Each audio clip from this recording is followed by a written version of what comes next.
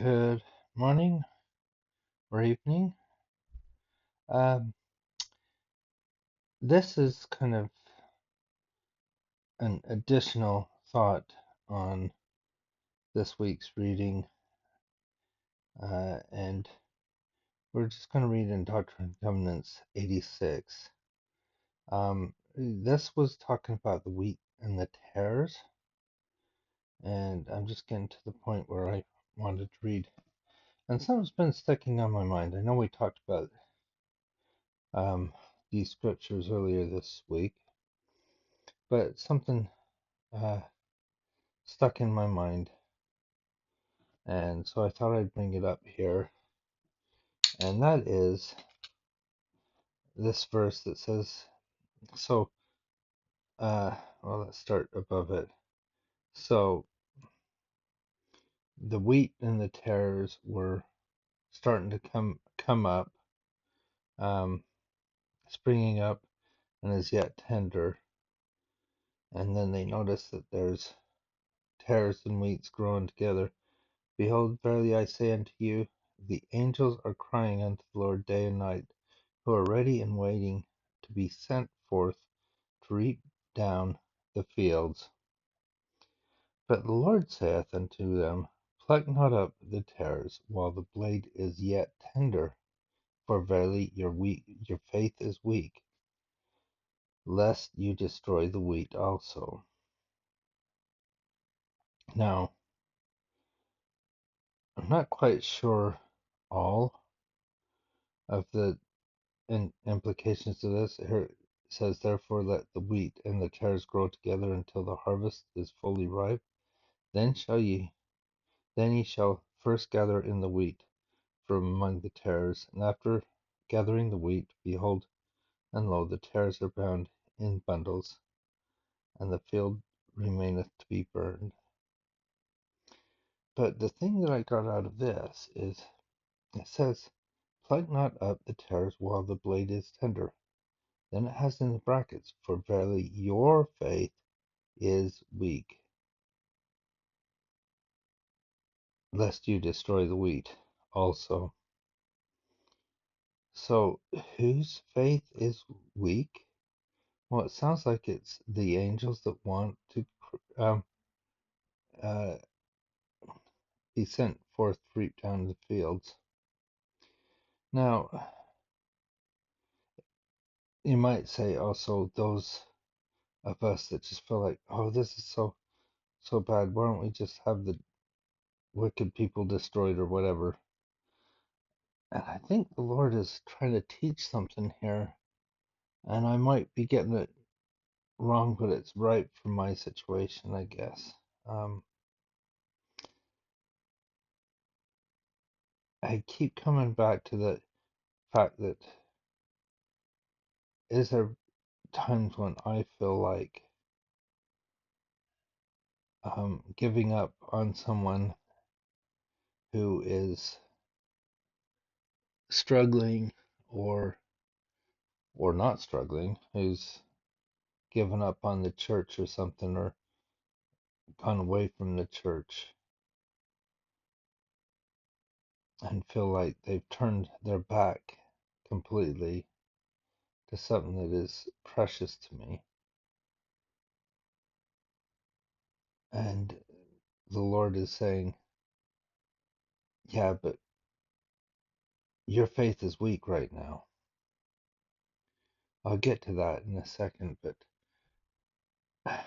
I was studying a little bit about the in Jacob 5, which is on this other side, and talking about the um, natural branches of the olive tree and the allegory of the olive tree with the it being Israel and grafting into different parts and how it fits into the historic part of it, but what does it fit in with us personally? And as I was reading it in the sense of us personally, and seeing that sometimes our own hearts will have, and our own lives will have that fruit that is um, not good fruit. And what does the Lord do? He says, um, I've done everything. What can I do more? And then the servants say, uh, maybe just one more time. And he says, okay, for this last time shall I prune my vineyard. And it says, graft in the branches, beginning at the last, that they may be first and the first may be last. Dig about the trees, both old and young, the first and the last and the first, that all may be nourished once and again for the last time. See what he's doing? He's given them all the nourishment, everything that they need. Wherefore dig about them and prune them and dung them once more for the last time, for the end draweth nigh. And if it so be that these last grafts shall grow and bring forth the natural fruit, then shall ye prepare the way for them that they may grow. Now remember, why were they not working? Because of the loftiness of the branches. They had outgrown the roots, or they thought they'd outgrown the roots. So they needed to be pruned back. They needed to be grafted and pruned to get the tree to bring forth the fruit that they wanted it to. And as they began to grow, ye shall clear away the branches which bring forth bitter fruit. But notice how they do it, according to the strength of the good. Can you see how this ties in with the um, wheat and the tares? According to the strength of the good and the size thereof. And ye shall not clear away the bad thereof all at once, lest the roots thereof should be too strong for the graft, and the graft thereof shall perish, and I shall lose my trees, the trees of my vineyard. Now think of this in the people's hearts. Think of this as not as individual people, but in someone's heart. We don't all of a sudden all be good, nor do we all of a sudden all be bad. But a lot of us have some really good things. And when we're talking to someone that may not be coming out to church or doing the things we think they should be doing or whatever, what are the good things they're doing? And how do we nourish that? And how do we acknowledge that in their lives? What good are they doing? I found that when I do that, I start to see more good in people who may not hold to the truths I hold dear, or who have rejected the things that I hold dear. And sometimes that really hurts to see that rejection. But in this case, we slowly clear away the bad and emphasize the good. And the more we bring in the good, the more uh, we can clear away the bad, but not all at once, lest the roots overtake everything.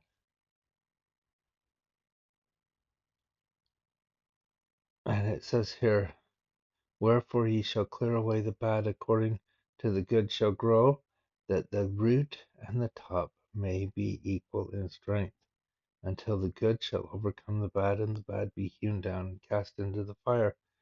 They cover not the ground of my vineyard, and thus will I sweep away the bad out of my vineyard.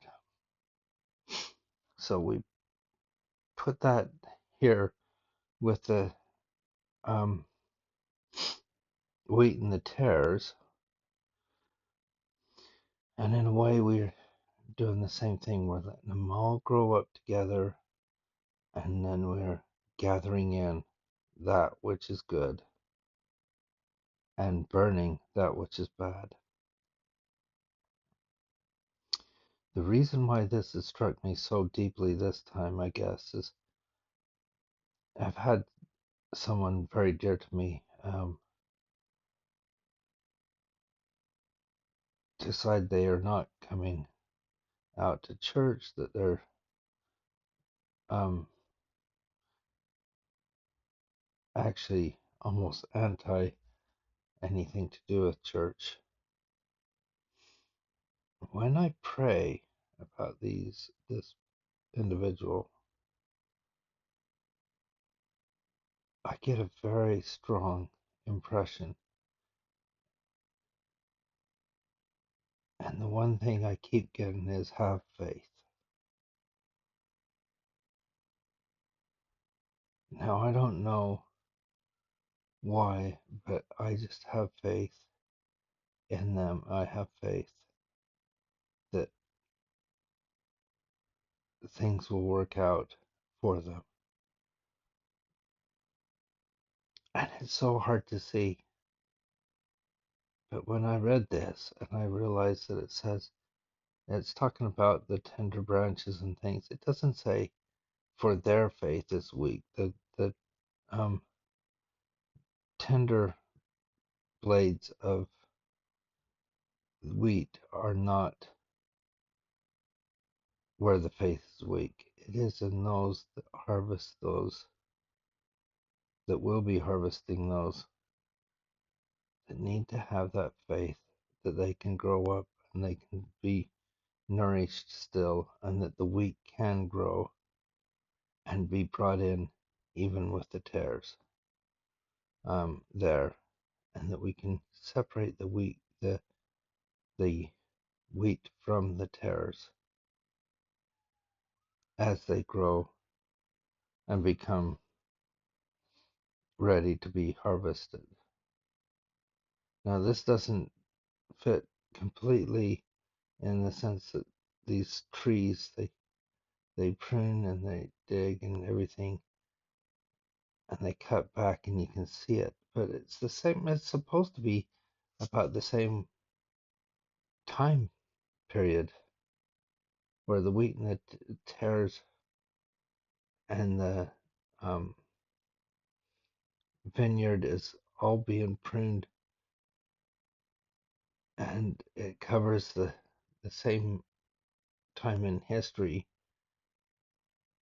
So why can't it just be similar to our own individual lives, where those people around us, instead of looking at individual people and say, well, that's a tare, that's we look at their abilities and their dreams and all the things that make them them, and look for the wheat in it. Look for the good fruit. And if it's really hard to see that good fruit or the wheat, pray for help from your Heavenly Father, because it may be that our faith is just too weak to see those things. And maybe we won't see it, but if we have faith and let the grace of God be in the lives of those people that are around us, then maybe they will be gathered in with all the good that they do. I hope that that's the sort of thing that you find in your life, that you remember that the Lord is the one who is leading this work, and He will bless everyone more than they deserve, even us. And we will see that in His grace and in our lives. So never give up on anybody who you know, and show them goodness in your life. And I hope you have a wonderful day, and we'll see you tomorrow.